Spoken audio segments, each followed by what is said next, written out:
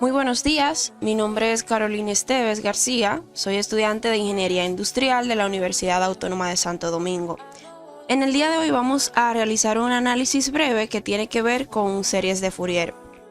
En este caso tenemos que recordar la serie de Fourier para cosenos, que es la que tenemos aquí, recordando que aplica para funciones par en el intervalo de menos p a p, y también recordar el teorema de las condiciones para la convergencia de una serie de Fourier. Como podemos observar aquí, que sea la función y su primera derivada, funciones continuas por tramos en el intervalo de menos p a p, esto es, establezcamos f y su primera derivada continuas, excepto un número finito de puntos en el intervalo y con discontinuidades finitas solo en estos puntos. Entonces, la serie de Fourier de la función en el intervalo converge a la función en un punto de continuidad. Entonces, y el resto no lo vamos a utilizar, sino esta parte. Pues vamos a comprobar que cumple esas condiciones para converger a f de este ejercicio que tenemos aquí, que es el 50. Que dice, analice por qué el desarrollo de la serie de cosenos de Fourier de f de x, de Fourier de f de x igual a la exponencial elevado a la x en el intervalo de 0 a pi converge hacia e a la menos x en el intervalo de menos pi a 0. Bien, lo primero que tenemos que tener en cuenta es que menciona que serie de cosenos, y como podemos observar aquí, para cosenos hablamos de funciones par.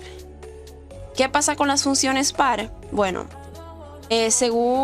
para que una función sea par, tenemos que esta es la función, ¿verdad? En este caso, f de x tiene que ser igual a f de menos x. Esa es la condición. Entonces, ¿quién en este caso sería f de menos x? Bueno, primero tenemos a f de x. ¿Quién es f de x? F de x es el exponencial elevado a la x. Entonces, ¿quién vendría siendo f de menos x? Bueno, f de menos x es simplemente donde estaba la x, sustituirla por menos x, que sería e a la menos x. Entonces, según lo que nos dice el ejercicio, esta función debe cumplir esto. Entonces,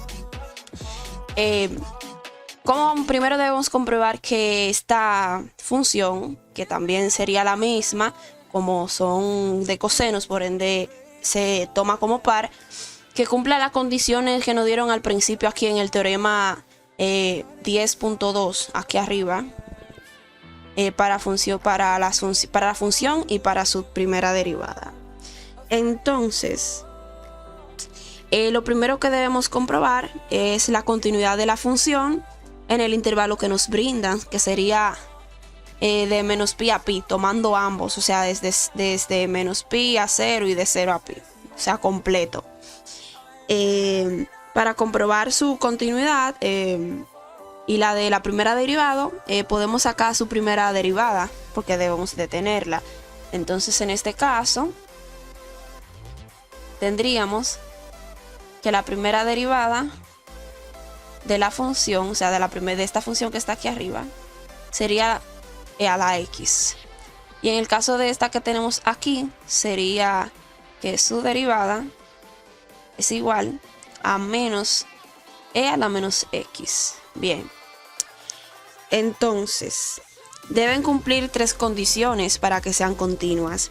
Primero, que las funciones estén definidas en cualquier punto del intervalo, es decir, entre menos pi pi deben estar definidas.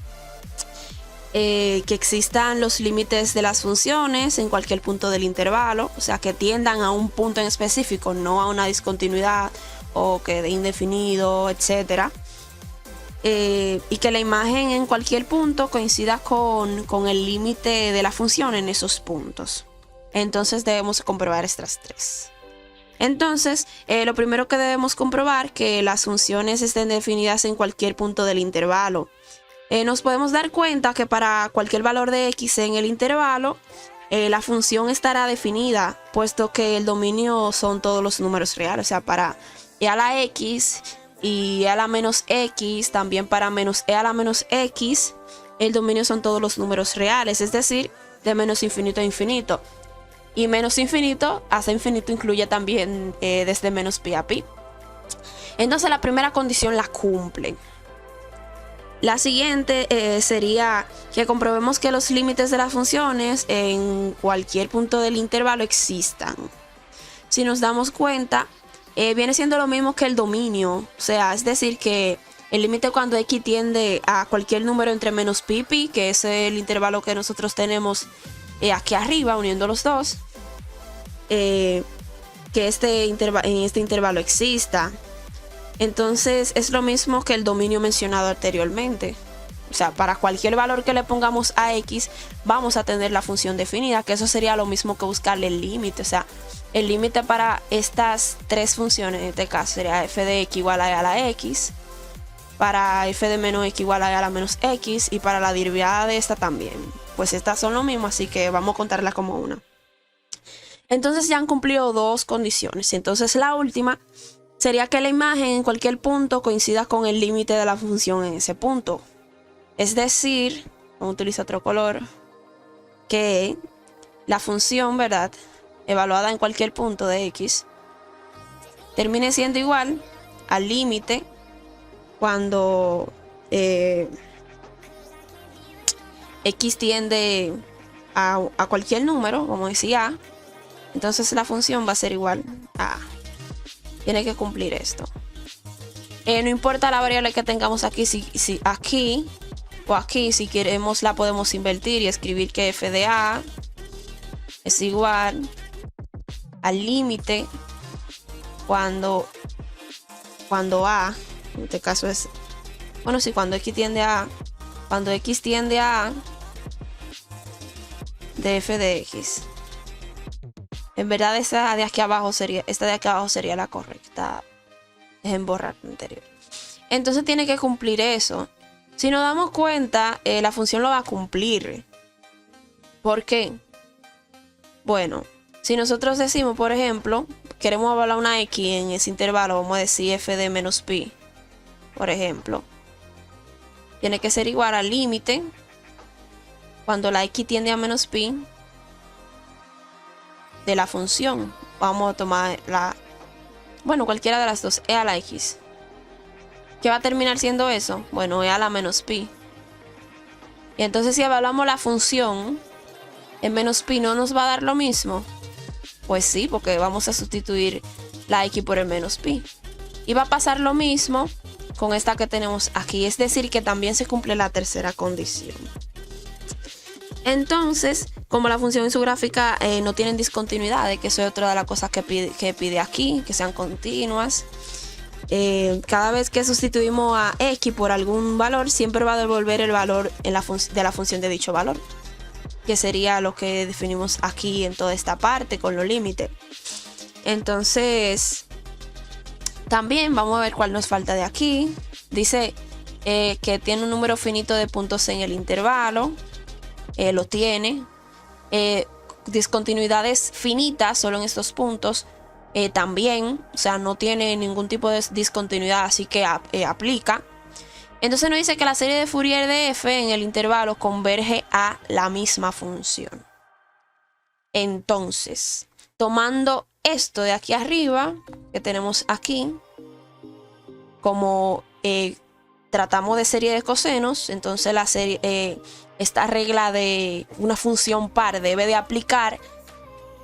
Entonces, como comprobamos que se cumplían todas las condiciones de convergencia, la serie de f de x converge a la misma f de x. Pero ¿qué pasa? ¿Quién también es f de x? F de menos x, porque trabajamos una función que es par. ¿Y quién termina siendo f de menos x? Bueno, e a la x.